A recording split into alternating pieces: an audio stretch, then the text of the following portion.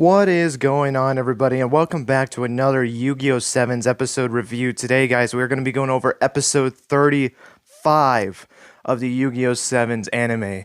I am excited to get into this episode review. As always, guys, I love doing these reviews for you guys, so let's not waste any more time and let's get right into this review. So, what were my general thoughts in this episode? I thought this was an okay episode. I felt like this episode, and this is gonna be probably the case maybe for the next couple of ones, I have no idea. I kind of hope now, I think this is going to be hopefully the last really filler duel, I guess you could say it is. Maybe it's not like a filler duel, maybe it's just like a duel that's not really as appealing as much in my opinion. I really did think this was an okay episode, but honestly, I feel like this is the weakest episode out of all the ones that we've gotten so far throughout this entire arc, to be completely honest, and expecting it to be a pretty low spot on the list. Not that I didn't enjoy it. I mean, I think the people that dueled this episode was interesting, especially for our hero duelist this episode, which is Tiger, which we'll get into in a little bit, but we'll say I just think this was an okay episode. So the episode starts off, we see Yuga and them in the mine,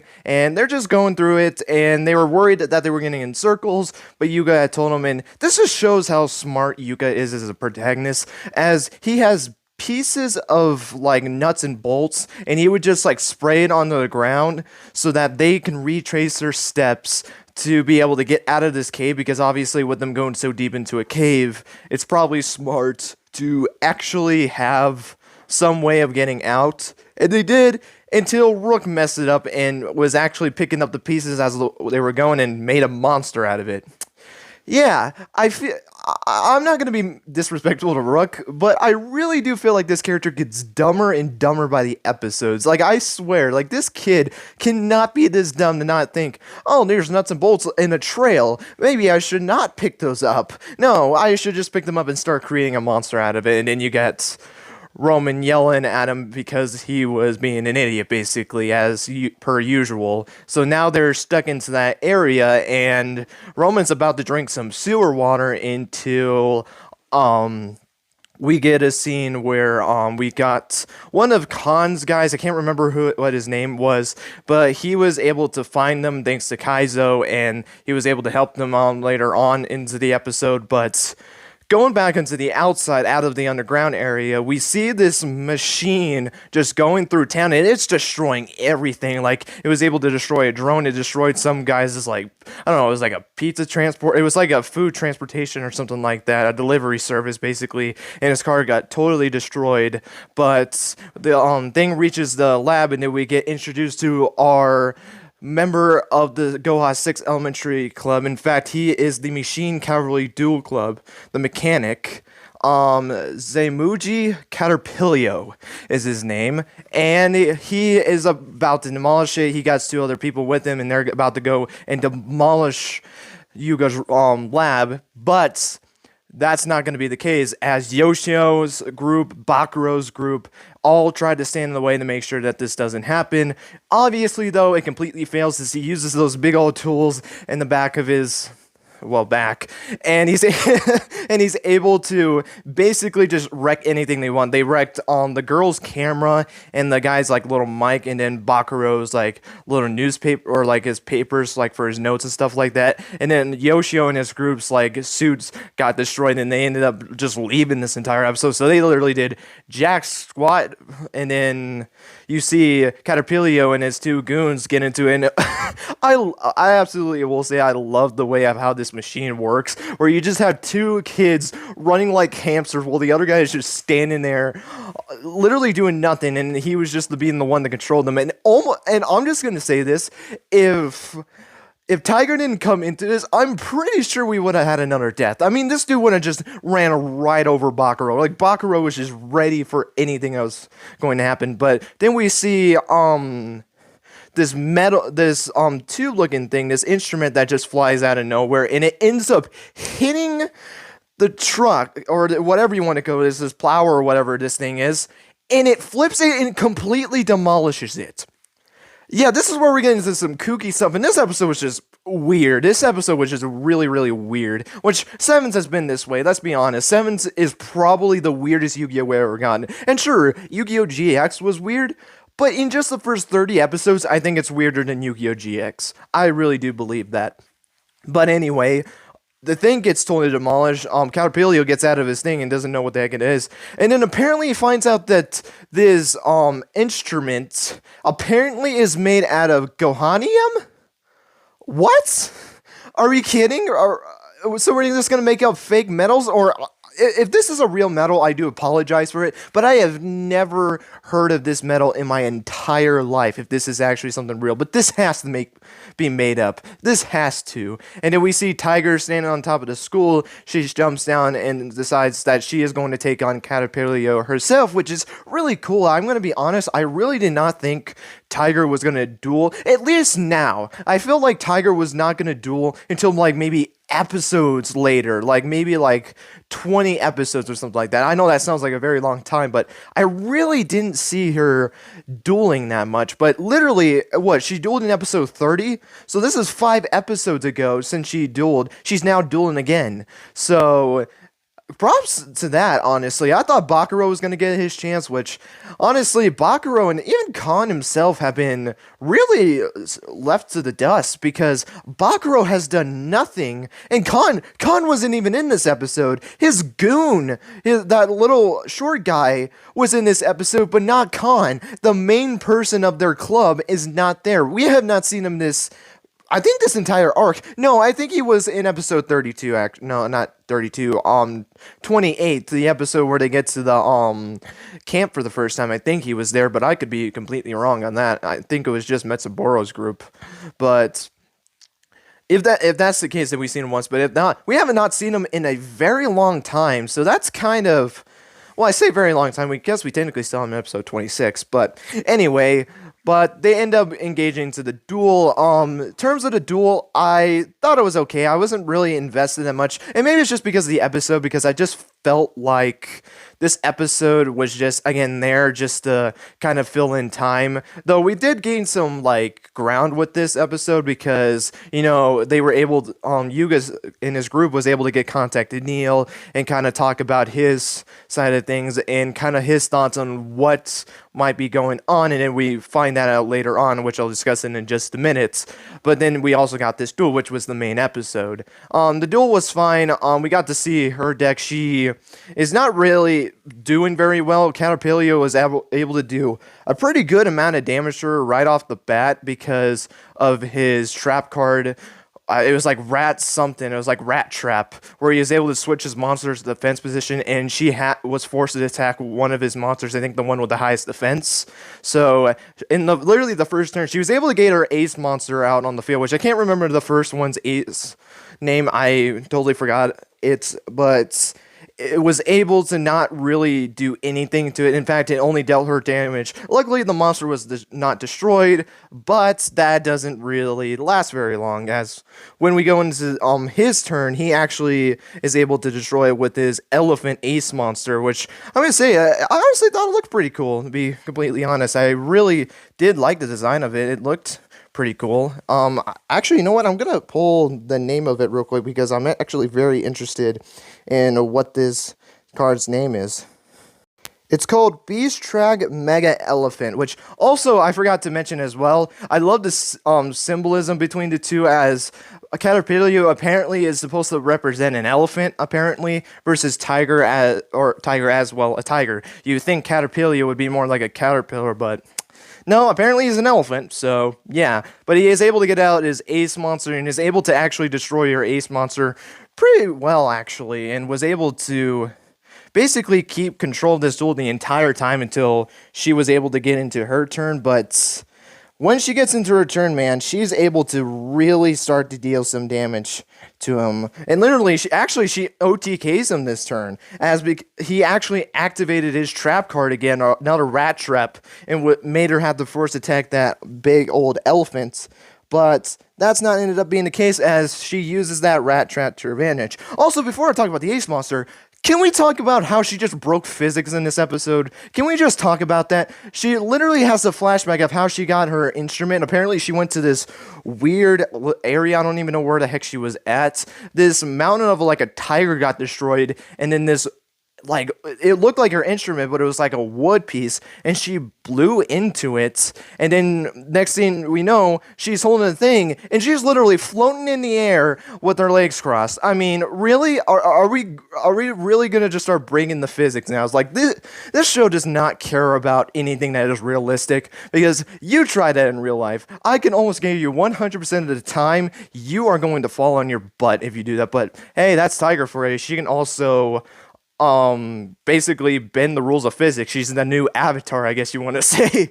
But anyway, also I should mention this too. Another reason why I just was not interested in this duel is just the two kids on Bakuro's side would just keep interrupting the duel. I just wish the duel was a little bit more consistent, in my opinion. It was funny jokes, but it was kind of similar to the whole Django thing, where after the first time, I felt like it started to just be like, okay, it's kind of annoying, and she even says that was annoying. So at least like they made a little joke out of it, so that's fine. But she actually gets her ace monster out in this, and her whole thing with her dueling style is really interesting, to say the least. You know, the first time she used her ace monster, she talked about more like breath.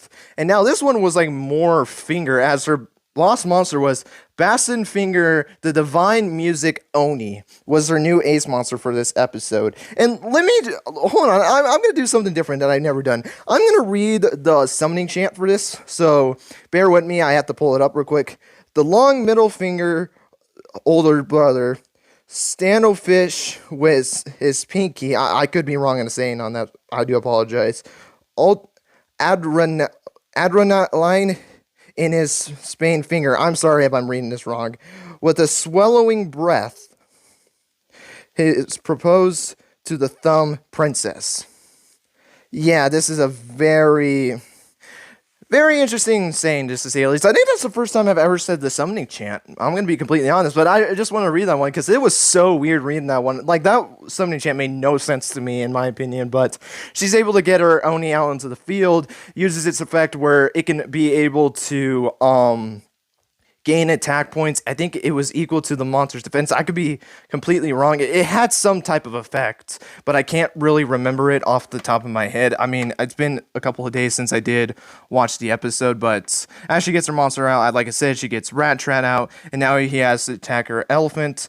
Then she uses the effect of it, and then activates a card that's similar to Piercing, one of Rose cards. It was like Piercing of the Breath, which is able to basically deal piercing damage and make it gain a lot more attack points, because it was able to get enough attack points. I think it like got into like the 6,000s or something like that, and was able to attack his Mega Elephant and was able to win this duel in one fell swoop. Like, she just totally dominated in this duel, which she should do something like this, because that's kind of how she was presented as. Remember, she beat Rook, and Rook has never been beaten in a series other than her. Sure, she lost to Yugioh, but literally, she almost beat Yugioh as well. She was just one draw away from it, which, yeah, one draw is one draw, and one loss is one loss. But, you know, to be that close to the protagonist as well, for a character that we didn't even get introduced to until that episode, it's still pretty impressive. And then pulling out an OTK in this episode, you know, she seemed like she was behind, but she stayed calm the entire time. She was letting it get to her head, and then she just did a quick breath, you know, just kind of calm down a little bit. You know, when you're getting a little bit frustrated that a duel's not going your way, just take a deep breath, keep your mind clear, and just do it. And that's how I saw it. And I like the kind of representation of that if you interpretate it that way. But she's able to win this duel, and she tells him to smile after that, because his mask ends up breaking, and she tells him to smile because, you know, you should smile after a duel. Then out of nowhere, and I forgot he was even on the cast list, Galleon pops out of the hole and tells him that he needs to get back to work. He shouldn't be doing this. He was not ordered to go and destroy the lab. Then he kind of had a conversation where he kind of respects what he was doing. He apparently just wanted to do this for the Great One, which we know is Asana. He wanted to be able to take his own actions to pay his respects to her, because she he really wants to help Asana in what she wants to do.